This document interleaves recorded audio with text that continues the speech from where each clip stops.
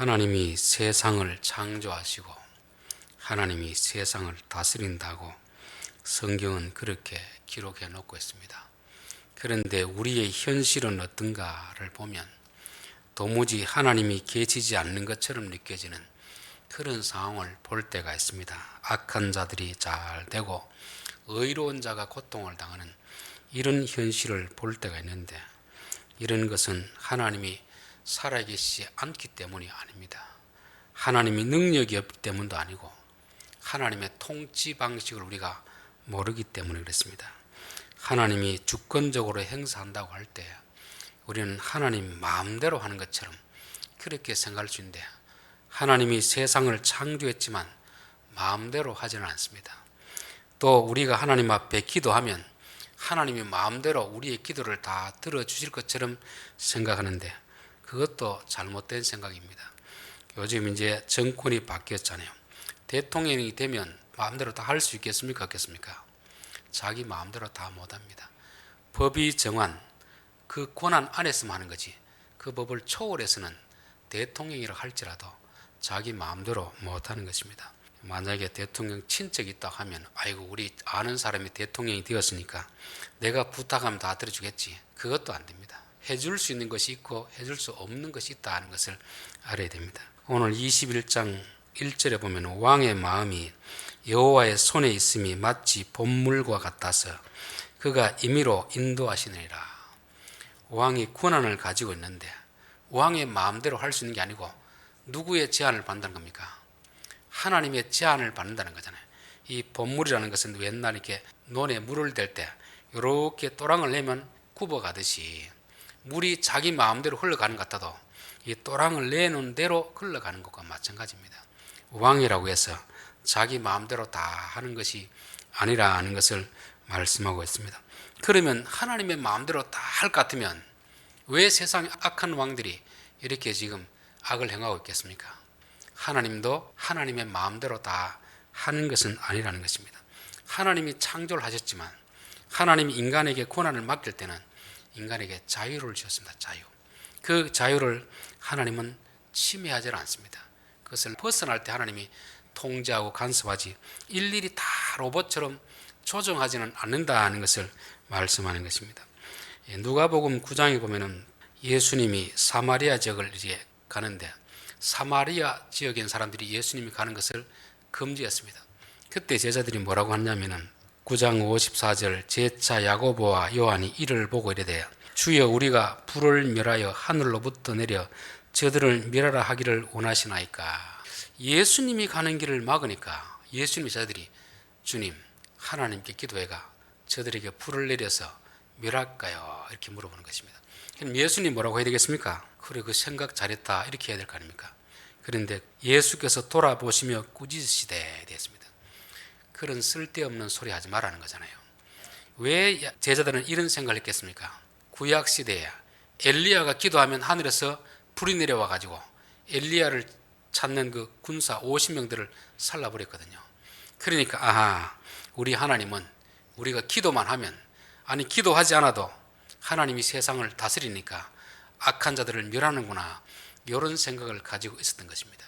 그래서 지금 자기들로 봤을 때는 예수님이 하나님 아들이니까 아들을 거부하는 사람을 위해서 하나님께 기도하면 당연히 불이 내려서 그들을 심판할 것처럼 그런 착각에 빠졌습니다.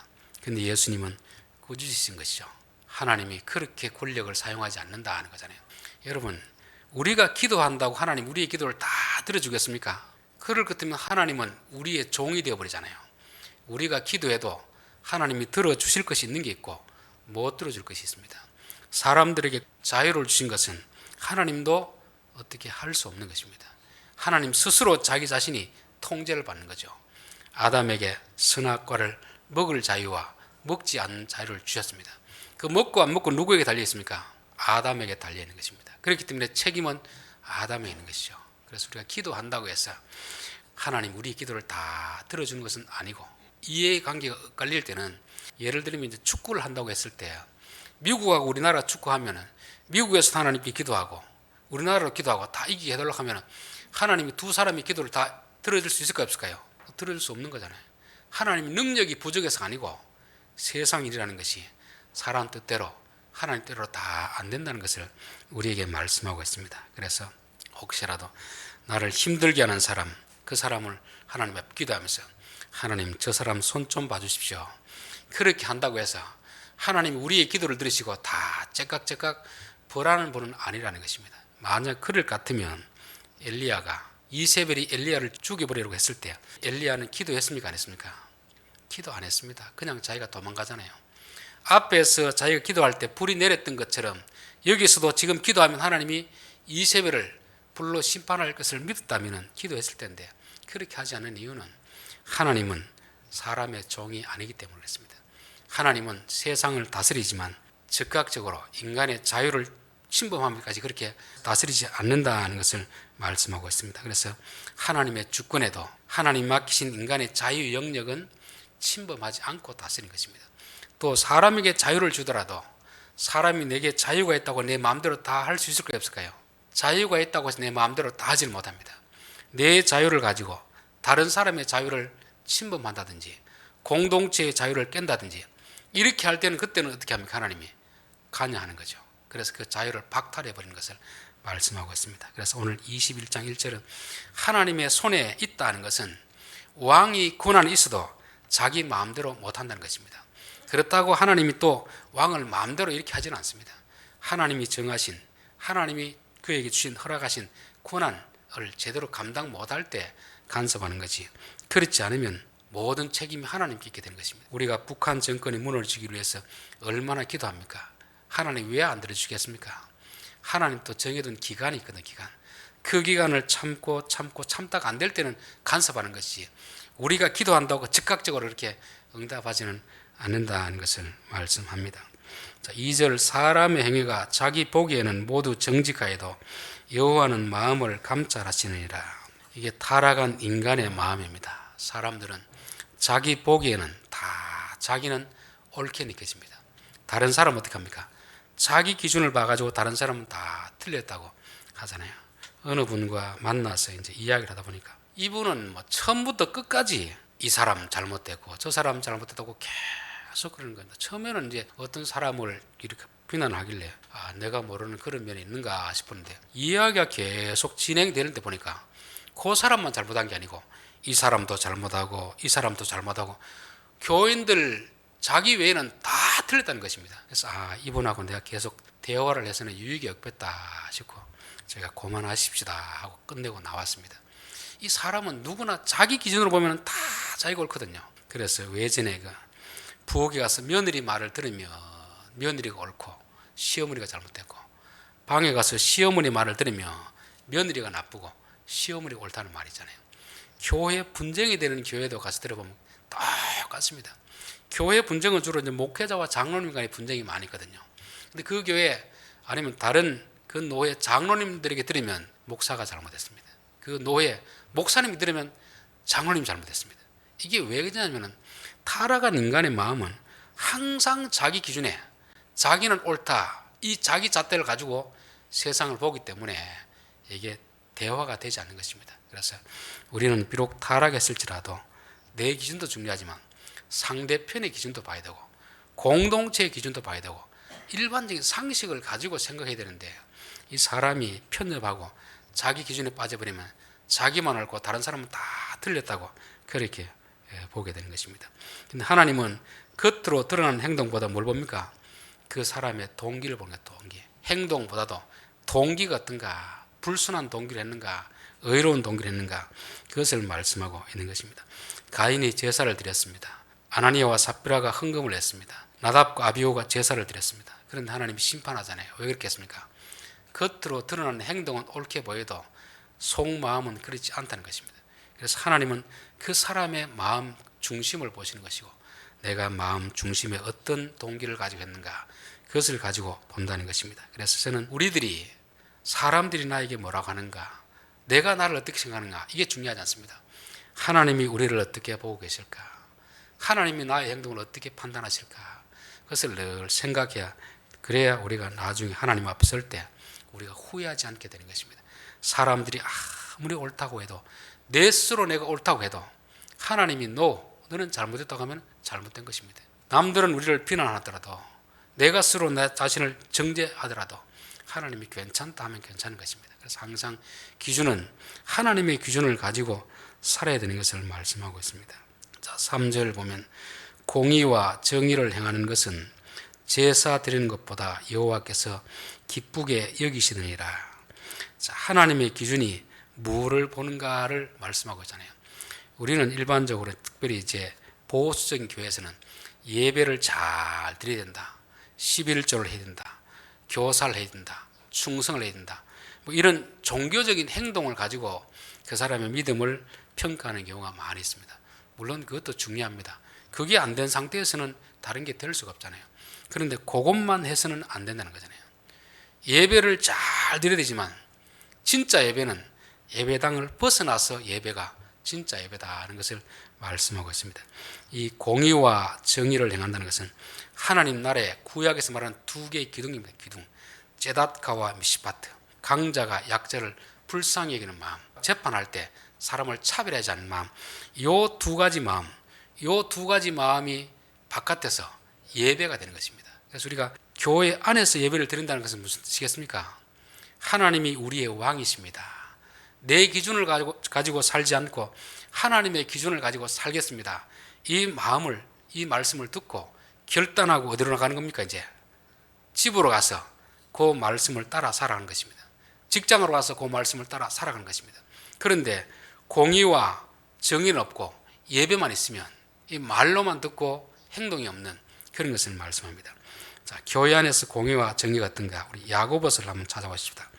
야고보서 2장 내 형제들아 영광의 주요 곧 우리 주 예수 그리스도에 대한 믿음을 너희가 가졌으니 사람을 차별하여 대하지 말라. 만일 너희 회당에 금가락지를 끼고 아름다운 옷을 입은 사람이 들어오고 또 남루한 옷을 입은 가난한 사람이 들어올 때 너희가 아름다운 옷을 입은 자를 눈여겨보고 말하되 여기 좋은 자리 앉으소서 하고 또 가난한 자에게 말하되 너는 거기 서 있든지 내 발등상 아래 앉으라 하면 너희끼리 서로 차별하여 악한 생각으로 판단하는 자가 되는 것이 아니냐. 교회 안에서도 그렇고 세상은 뭐 말할 것이 없고 교회 안에서 의와 공평이 이루어져야 되는데 그 공평은 뭐겠습니까? 가난한 사람하고 부한 사람을 차별하지 말라는 거잖아요. 세상은 부한 사람, 부자와 가난한 사람을 차별합니다. 재판할 때도 돈이 있는 사람하고 없는 사람 차별하여서 재판이 이루어지는 경우가 많이 있습니다. 그러나 교회 안에서는 예배를 드리는 공간이라고 한다면 적어도 가난한 사람과 부한 사람, 많이 배운 사람과 적게 배운 사람, 세상에 지위가 있는 사람이나 지위가 없는 사람 차별하지 말라는 것입니다. 왜냐하면 하나님이 사람을 차별하지 않기 때문에 그런 거죠. 이게 바로 공평입니다. 그 다음 장 넘어가 보겠습니다. 야고보서 2장 14절입니다. 내 형제들아 만일 사람이 믿음이 있노라 하고 행함이 없으면 무슨 유익이 있으리요? 그 믿음이 능히 자기를 구원하겠느냐?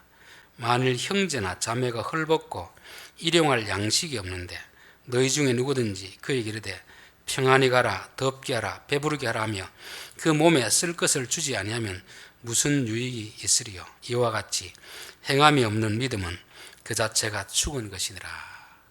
오늘 말씀으로 보면 의와 공평을 행하지 않는 그 예배는 죽은 예배다, 그렇게 말씀하고 있습니다. 우리가 살아있는 예배를 드려야 하나님이 받으시는 거지 죽은 예배를 드리면 하나님이 받으시겠습니까? 아무리 많이 오랫동안 예배를 드려도 그게 죽은 예배는 하나님이 받지 아니하시는 것입니다.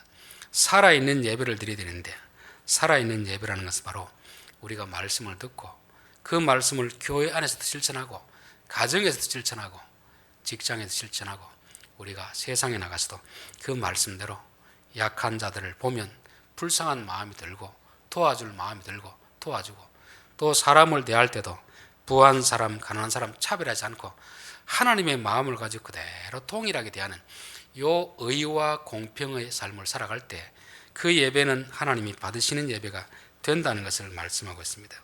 자, 4절 보겠습니다. 눈이 높은 것과 마음이 교만한 것과 악인이 형통한 것은 다 죄니라, 이렇게 됐습니다. 우리 죄에 대해서는 세상 사람들이 말하는 죄와 성경이 말하는 죄는 다릅니다. 세상에는 살인하고 간음을 하고 도둑질하고, 즉 겉으로 드러난 행동을 죄로 여기지만 성경에도 물론 그것을 죄로 여깁니다. 그러나 성경은 그 이전에, 행동 이전에 마음의 상태부터 죄로 여긴다, 그렇게 말씀하고 있습니다. 자, 오늘 잠언의 말씀 보면 눈이 높은 것과 마음이 교만한 것과 악인이 형통한 것은 다 죄니라, 이렇게 했습니다. 눈이 높고 마음이 교만한 것은 같은 말입니다. 눈이 높다는 것은 어떻게 했습니까? 마음의 교만함이 눈으로 나타나잖아요. 사람들의 행동을 보면 그 사람이 참 교만한지 겸손한지 알 수 있습니까, 모릅니까? 교만한 게 드러나잖아요. 그렇죠? 돈이 좀 있어도 교만하고, 권력이 있어도 교만하고, 결국 교만하다는 것은 자기 기준에서 자기를 보고 다른 사람을 무시하는, 이게 바로 교만함입니다. 즉 내가 비록 돈이 있다고 해서 내가 대단한 사람이 아니잖아요. 하나님은 다 똑같이 보는데 우리가 차별하여 보는, 그것이 바로 교만함입니다. 교만함. 즉 자기 분수를 모르는 거죠.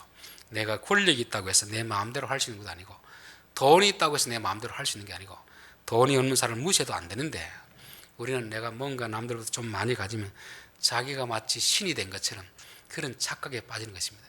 이게 교만한 것이고, 교만한 자체가 이미 하나님 보시기에는 죄라, 그렇게 말씀하고 있습니다. 비록 다른 죄를 안 지었더라도 이미 마음이 교만한 그 자체가 성경은 우리에게 죄라고 말씀하는 것입니다. 마태복음 보면 그렇잖아요. 형제를 살인하지 않았더라도 이미 형제에게 분노하고 형제를 무시했다면 살인죄로 가잖아요. 간음을 하지 않았더라도 음욕을 품었으면 이미 죄라고 말씀하잖아요. 성경이 죄라는 것은 행동하기 전에 이미 마음속 뿌리로부터 시작해서 죄를 죄로 여기는 것입니다. 그래서 우리가 항상 내 마음속에서부터 죄를 다스려야 행동으로 나오는 죄를 다스릴 수가 있습니다. 그렇지 못하면 이미 이 겉으로 행동이 나와버리면 더 이상 통제할 수 없잖아요. 그래서 우리의 죄의 기준은 성경이 말하는 기준부터 죄로 여기는 것이 이게 지혜롭겠다 싶습니다. 그래서 내가 어떤 지위를 가지고 남들보다 좀 많은 돈을 가지고 마음에 설 교만해지려고 하면, 이거 내가 큰일 났구나, 여기서 빨리 자리에서 내려와야 되겠구나, 그렇게 해야 우리가 겉으로 행동으로 그 죄가 나타나지 않게 되는 것입니다. 그리고 참 여기 조금 이해하기 힘든 것이, 악인이 형통한 것은 다 죄니라, 이렇게 됐습니다. 악인이 잘 됐는데 왜 죄가 되겠습니까? 요 히브리어로 보면 악인의 등불은 죄다, 등불.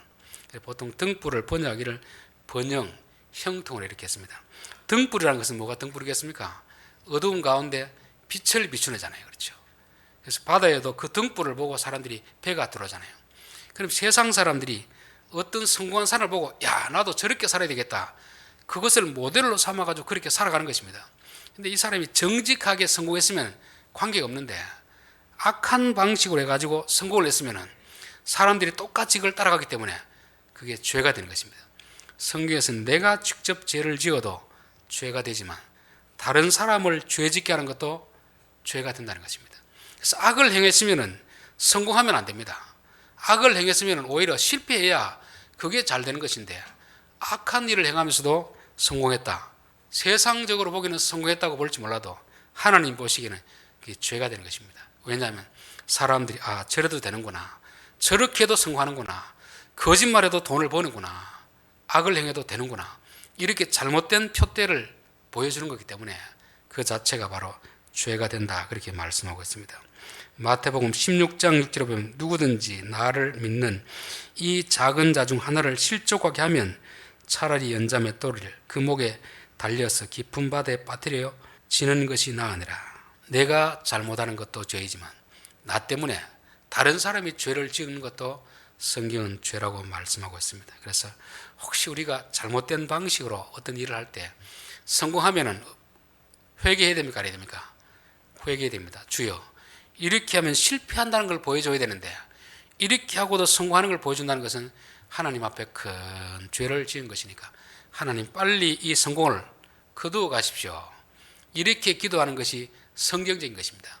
우리가 정직하게 부지런히 성실하게 해서 한 성공은 다른 사람의 좋은 본보기가 되지만, 그렇게 하지 않고 불의한 방법으로 그렇게 성공했다고 하면 하나님 이 성공을 거두어 가십시오, 그게 자기의 죄를 뉘우치고 회개하는 그런 길이 되는 것입니다.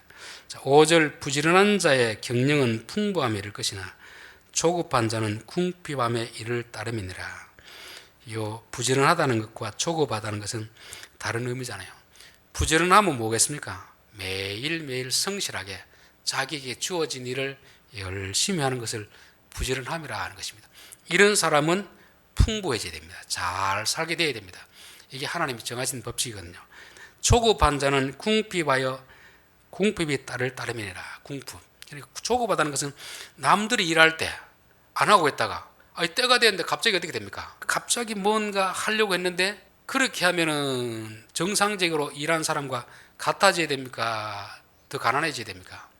가난해지는 것이 정상적인데 이 조급한 사람들은 정상적인 방법으로 살지 않고 비정상적인 방법으로 살다가 자꾸 다른 방식을 통해서 그들과 똑같아지려고 하는 이런 마음이 조급한 마음이고, 이게 자칫 죄로 이어질 수가 있는 것입니다.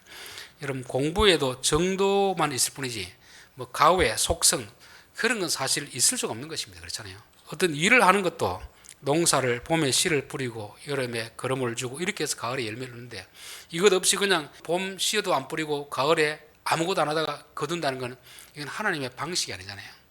공부도 그렇고 일도 그렇고 신앙생활 어떻겠습니까? 신앙생활도 마찬가지입니다. 매일매일 매주일 하나님 앞에 나와서 말씀을 듣고 예배드리고 또 그 말씀을 따라 실천해보고 이렇게 해서 되는 거지, 평생 신앙생활 잘 안 하다가 갑자기 어떤 어려움이 닥쳐가지고 어디 뭐 기도원에 가서 불을 받는다고 해서 우리의 신앙이 쑥 자라는 게 아니잖아요. 그 다 조급하여서 된다는 것은 그는 사단의 유혹입니다. 유혹. 공부도 그렇고 일하는 것도 그렇고 신앙생활도 그렇고 하나님이 정해주신 법칙을 따라서 성실하게 살아가면서 정직하게 살아가면서 얻는 것이 복이지, 갑자기 조급하게 뭔가를 이룬다 하는 것은 복이 되지 않는다는 것을 성경은 말씀하고 있습니다. 6절부터 8절까지가 바로 그걸 말씀하는 거잖아요. 속이는 말로 재물을 모으는 것은 죽음을 구하는 것이라. 곧 불려다니는 안개니라. 7절도 악인의 강포는 자기를 소멸하나니 정의를 행하기 싫어함이니라. 죄를 크게 범한 자의 길은 심히 구부러지고 깨끗한 자의 길은 고더니라 되잖아요. 이 세 절 말씀은 하나님이 정하신 법칙을 따르지 않고 자기의 어떤 기준을 따라서 부정한 방법으로 조급하게 거짓 방법으로 무언가를 얻으려고 하는 그것이 가져오는 결과가 무엇인지를 말씀하는 것입니다. 속이는 말로 재물을 모으는 것은 죽음을 구하는 것이라. 우리가 재물을 모으는 이유는 왜 모으겠습니까? 재물을 가지고 행복하게 살려고 재물을 모으는 거잖아요. 그렇죠? 그렇게 하기 위해서는 정직하게 성실하게 그렇게 하루하루 그렇게 살아서 모은 재물이 우리에게 생명이 되는 것이고 복이 되는데, 게으른 사람들은 아무것도 안 하고 놀다가 때가 되니 갑자기 어떻게 합니까? 조급하게 뭔가 일을 하려고 하니까 정상적인 방법은 안 되는 것입니다. 그러니까 거짓말을 행하고 뇌물을 드리고 비정상적인 방법으로 얻기는 없습니다. 얻는데 그는 죽음을 부르는 것이라. 아무런 우리에게 행복을 가져다 주지 못하고 오히려 죽음에 이르는 것이라, 그렇게 말씀하는 거죠. 악인의 강포도 마찬가지입니다. 강포도 속에서 빼앗는 거거든요. 정상적으로 내가 노력해서 얻는 것이 내게 복인데 노력하지 않고 게으르게 놀다가 이제 필요할 때가 되니까 남의 것을 빼앗는 것이 이게 바로 강포입니다. 강포. 그렇게 강포는 자기를 소멸하느니 자기 존재 자체를 완전히 죽음으로 몰아가는 것이라 성경은 그렇게 말씀하는 것입니다. 또 죄를 크게 범한 자의 길은 심히 구부러지고 깨끗한 자의 길은 고드니라. 심히 굽다는 건 무엇이겠습니까? 살아가면서 참 겪지 않아야 될 그런 고생을 많이 한다는 거잖아요. 그냥 정직하게 하나님 주신 대로 만족하면서 부지런히 살면 하나님 길을 다 곱게 해주는데 속이고 이렇게 하다 보면 참 고생을 사서 하는 거잖아요. 저는 야곱의 생애가 그런 것 같아요. 아버지를 속이고 또 자기도 속고 속이고 이런 삶을 살다 보니까 나중에 뭐라고 합니까? 내 인생은 130인데 심히 참 힘든 삶을 살았습니다. 하나님이 그렇게 한 것이 아니고 누가 그렇게 했습니까?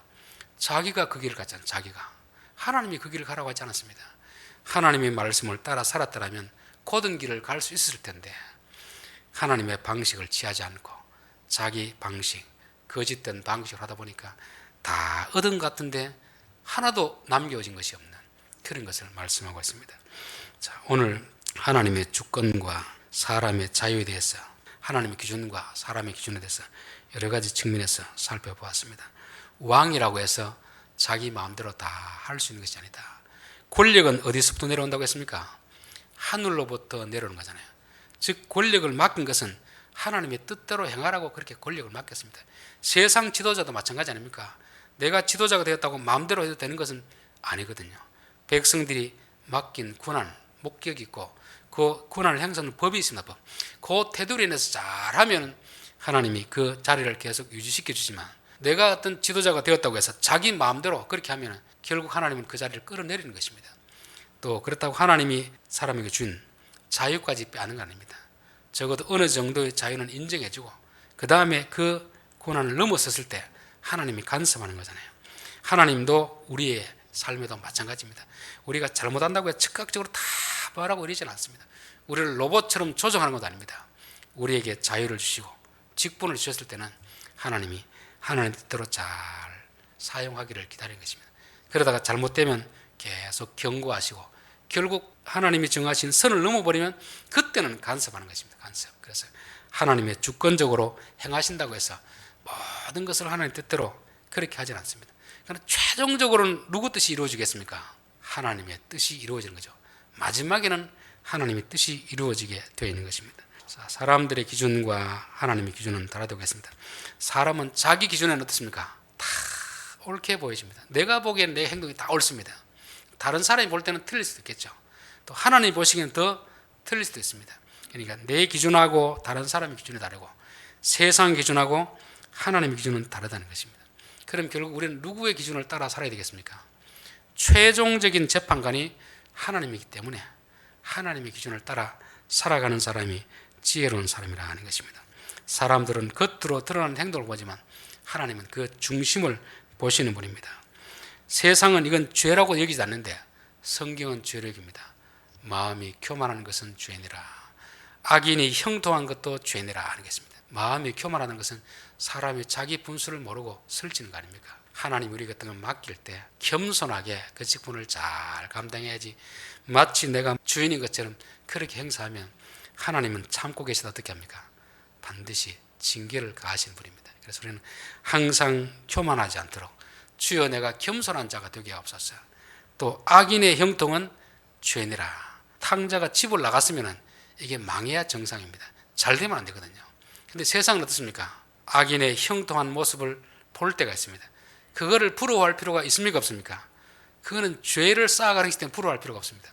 오히려 우리가 죄를 지었으면 벌을 받고 실패하는 것이 이게 복이다 믿습니다. 그래서 우리 성도들에게는 악한 방법으로 하는 것은 성공하면 남도 망하게 하는 것이고 자기도 불행하게 지는 것입니다. 그래서 보면 속이는 말로 모은 재물은 죽음에 이르는 것이라 악인의 강포는 자기를 소멸하느니라 했잖아요. 그래서 항상 우리에게 주어진 삶에서 성실하게 부지런하게 정직하게 그렇게 준 것은 작은 것이라도 행복을 누리게 하는 것이고 하나님이 복되다 하는 것입니다. 기도드리겠습니다.